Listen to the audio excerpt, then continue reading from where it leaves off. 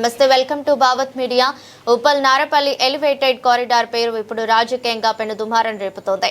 ఈ కారిడార్ కు దివంగత నేత బండారి రాజిరెడ్డి పేరు పెట్టడంపై మాజీ ఎమ్మెల్యే ప్రభాకర్ చేసిన విమర్శలను ఉప్పల్ ఎమ్మెల్యే బండారి లక్ష్మారెడ్డి తీవ్రంగా ఖండించారు.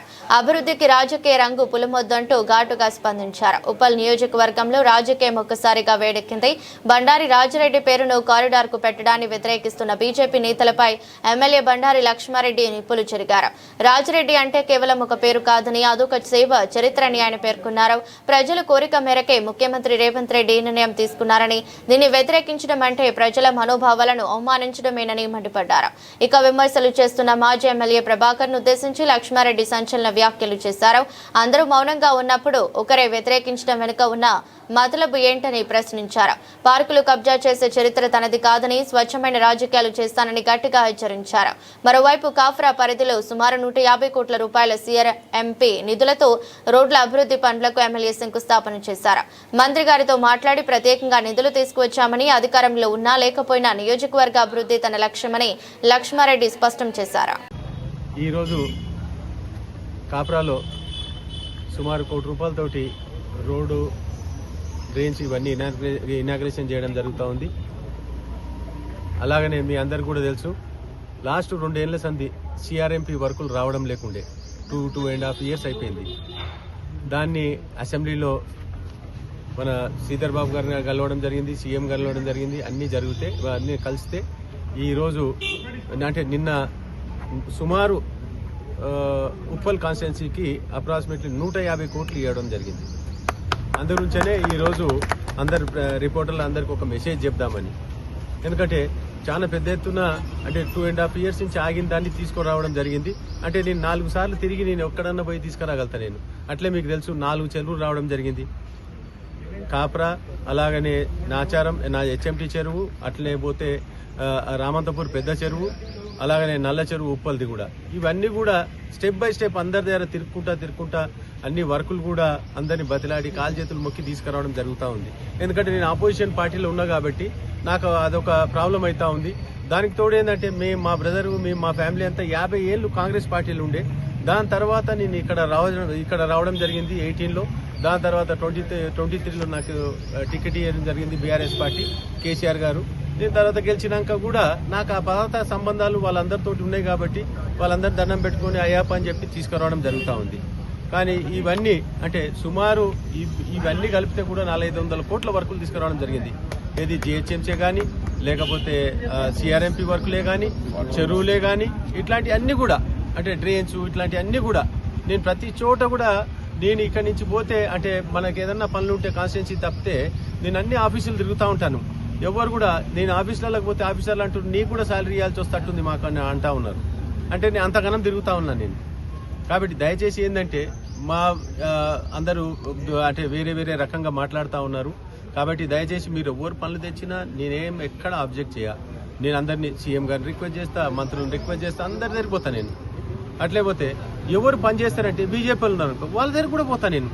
ఎందుకు పోతే నేను బీయింగ్ ఎమ్మెల్యే, బీజేపీ ఎంపీ ఉంటే ఎంపీతో కూడా పని చేపిస్తా నేను. ఎందుకు చేపియద్దు? నేను నా కాన్స్టిట్యున్సీ మా ఎంపీ కాదా అతను? డెఫినెట్గా మేము 100% తప్పకుండా చేపిస్తా నేను. ముంగట కూడా ఏ అవసరం ఉంటే బీజేపీ వాళ్ళు అందరి దగ్గరికి పోతా నేను. కానీ నేను వ్యక్తిగతంగా నేను బీజేపీని ఎక్కడ ఏం మాట్లాడడం లేదు. ఓన్లీ ఎవరైతే మంచి గురించి ఉన్నాడో అతని గురించి మాట్లాడినా నేను. బీజేపీకి నాకేం సంబంధం అంటే నేను ఎందుకు వాళ్ళతో బీజేపీ వాళ్ళతో కొట్లాడతా? బీజేపీ వాళ్ళందరూ ఏమనుకుంటారు తెలుసా? ఇట్లాంటి ఎమ్మెల్యే మాకుంటే బాగుండే అని అనుకుంటారు వాళ్ళు. ఎందుకంటే దురదృష్టం మీ అట్లాంటి వాళ్ళు ఉండడము. ఈ రోజు నా మీద ఏదో ప్రెస్ పెడితే ఏమవుతుందా? నా మీద ప్రెస్ పెడితే ఏం మాట్లాడిపిస్తే ఏమవుతుంది నాకు? నువ్వు వచ్చి మాట్లాడు, నీ దగ్గర ఏముందో నా దగ్గర ఏముందో. నేను నీ గురించి అన్నా నేను చెప్పగలుగుతాను. నువ్వు 4 సార్లు టికెట్ తీసుకున్నావు, ఒక్కసారి గెలిచినావు, అది కూడా గాలిలో గెలిచినావు. కడవ 3 సార్లు నేను మొన్న కూడా చెప్పడం జరిగింది, 3 సార్లు 3rd ప్లేస్కి పోయినావు.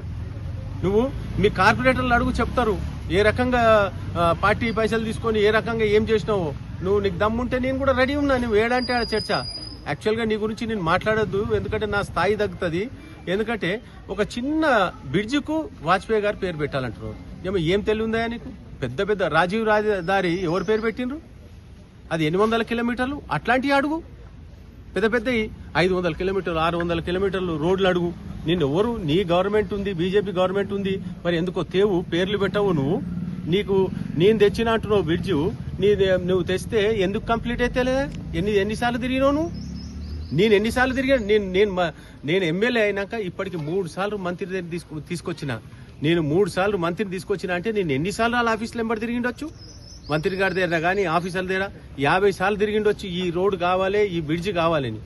కానీ నువ్వు ఒక్క దినం వచ్చి ఫోటో దిగి ఎవరికో పేరు చెప్పుకొని పోతే ఈడ ఎవరు, నేను బీజేపీ కార్యకర్తల మీద, నాకు బీజేపీ వాళ్ళంటే నాకు ఏం వ్యతిరేకం లేదు, వాళ్ళందరూ నాకు ఫ్రెండ్లీ ఉంటారు, నేను వాళ్ళతో అట్లే ఉంటా.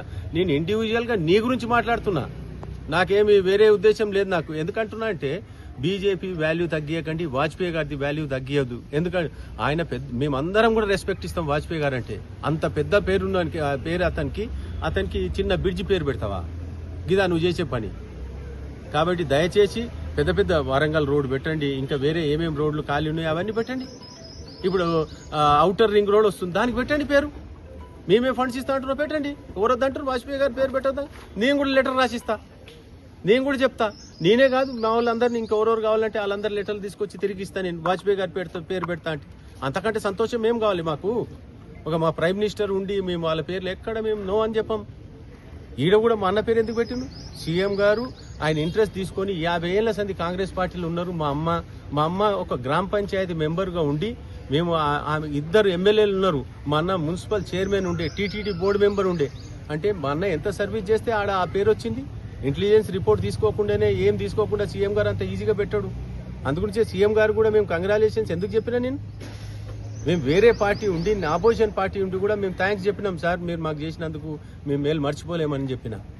కేవలం వాళ్ళు మా అన్న చేసిన సర్వీస్కి నేను ఈరోజు తనకు కూడా మేము ప్రేజ్ చేయడం జరుగుతూ ఉంది. అట్లే మా అన్న సొంత గుడ్లు కట్టిపించిండు, రోడ్లు వేపించిండు, సొంత పైసలు పెట్టుకొని. కేసీఆర్ నగర్ ఆ రోజులలో 2009లో 25 లక్షలు పెట్టి కట్టిండు. 25 లక్షలు పెడితే ఈరోజు ఎంతైతే అప్పుడు ₹1,00,000 కూడా లేకుండా ఎకరా. అట్లాంటి టైంలో 25 లక్షలు పెట్టిండు. అట్లా ఎన్నో గుడ్లు కట్టించిండు, ఎన్నో చేసిండు. మేము ఎక్కడ పోయి డబ్బులు అడిగి లేకపోతే చిల్లర పనులు చేసి మేము ఎక్కడ కూడా అట్లాంటి పనులు చేయలేదు, చేయం కూడా మేము. ఇప్పుడు నేను లాస్ట్ 2 ఇయర్స్ అయిపోయింది. నేను ఎక్కడన్నా కూడా కార్పొరేటర్లో కూడా పైతే అరే ఎందుకు తీసుకుంటారా, తీసుకోవద్దని చెప్తా. ఇండ్లు కట్టుకుంటా అంటే కట్టుకోమని చెప్తా. వాళ్ళకు సపోర్ట్గా నిలబడతా. జిహెచ్ఎంసీ వాళ్ళకు అసలు మీరు నోటీసులే ఇవ్వద్దని చెప్తా. ఎందుకు చెప్తా నేను? ఆ నోటీసులు పాపం వాళ్ళు ఇస్తారు, ఆఫీసర్ తెలవక వీళ్ళు పోయి పైసలు వెనకాల తిరుగుకుంటా వసూలు చేస్తారు. ఇప్పుడు మీరు ఎమ్మెల్యే ఉన్నప్పుడు ఎక్కడెక్కడ ఏఎస్రావు నగర్ పార్క్ కబ్జా చేస్తే నేను వచ్చి ఆడ కొట్లాడినా, వాడు నా దోస్తు అయినా, నాకు అదేంది కాంట్రవర్సీ అయినా పర్వాలేదని. ఆ రోజులలో నువ్వు ఎమ్మెల్యే ఉంటూ ఏం చేసినావా? ఆ పార్క్ వదిలేసిపోయినావు. నాకు తెలియదా? అది ఎందుకు వదిలేసినావు మాకు తెలియదా? ఈరోజు కార్యకర్తలతోటి నువ్వు చెప్పితే ఇప్పుడు నువ్వు నీ కార్యకర్తలు అందరు తిప్పి కొడితే 200 మంది వెళ్ళరు. నేను 10,000 మందిని జమ చేస్తాను. నేను కావాలంటే ఒక్క పిలిపిస్తే 10,000 మంది వస్తారు. కానీ నేను ఆ పిలిపియ్యా, నేను ఆ పని చేయ. నువ్వు చేసిన పనులు ఒక్కడు కూడా చేయ. ఎందుకు చేయాలంటే నేను హానెస్ట్గా పని చేస్తున్నా కాబట్టి చెయ్య. కాబట్టి దయచేసి ఇట్లాంటి చిల్లర పనులు చేయకండి. మీరు అందరూ కూడా మంచిగా ఉండాలి. నేను పని చేస్తే నేను చెప్తున్నా, కాంగ్రెస్ వాళ్ళు తెచ్చుకోమని చెప్తున్నా. నేను బీజేపీ వాళ్ళు, నువ్వు సెంట్రల్ గవర్నమెంట్ ఉంది కదా 10 ఏళ్ల సంది, నువ్వు ఏం చేస్తున్నావా? నువ్వు ₹1 తీసుకొచ్చినావా? ఒక్క బీజేపీ ఒక్క అతనికి నువ్వు ఒక పోస్ట్ ఇప్పించినావా చెప్పు నాకు? ఒక్క పోస్టు. మా అన్నున్నప్పుడు 30 పోస్టులు తీసుకొచ్చుకున్నాం. డైరెక్టర్లు, వైస్ చైర్మన్లు, ఏది వస్తే అది తీసుకొచ్చినాం. మరి నువ్వెందుకో చేయలేదు? ఒక్కటి తీసుకురా పోస్టు. నీకు అది మాత్రం తెలియలేదు. ఉత్తగా వాళ్ళకి ఇలా ఎగేసి ఇప్పుడు జిహెచ్ఎంసీ ఉందని వాళ్ళని వస్తున్నారు. అదే రేపు జిహెచ్ఎంసీ అయిపోతే నీ ముఖం కూడా ఓడి చూడాడు. ఎలక్షన్లు ఉన్నాయని చెప్పి ఎంఎంసీ ఎలక్షన్స్ ఉన్నాయని వస్తున్నారు ఇప్పుడు ఆ కార్యకర్తలన్నా. దాని తర్వాత ఒక్కడి నీ ముఖం చూడాడు. అదే చెప్తున్నా కదా, ఏమో మాకు ఇసుంటే ఎమ్మెల్యే ఉంటే బాగుంటాయని అలా అనుకుంటుంటే నువ్వు ఇట్లాంటి పని చేస్తున్నావు. ఇప్పటికన్నా ఇట్లాంటి చెడు బుద్ధులు మానుకొని మంచిగా మేము కలిసి పని చేసుకుందాం. నువ్వు కానీ నేను కానీ, నువ్వైనా సర్వీస్ లెక్క వచ్చి చేస్తాను అంటున్నావు, నేను అదే పని చేస్తున్నా. మీరు ఇల్లబడ్డప్పుడు 4.5 ఏళ్ళు ఏం పని చేసినావో, లేకపోతే ఒక్క వైట్ పేపర్ చెయ్యి. నువ్వు ఏమేం పని చేసినావు, నేనేం పని చేసినావు నేను ఇస్తా. నేను 2 ఏళ్ళలో ఏం చేసినావో నువ్వు 4.5 కాదు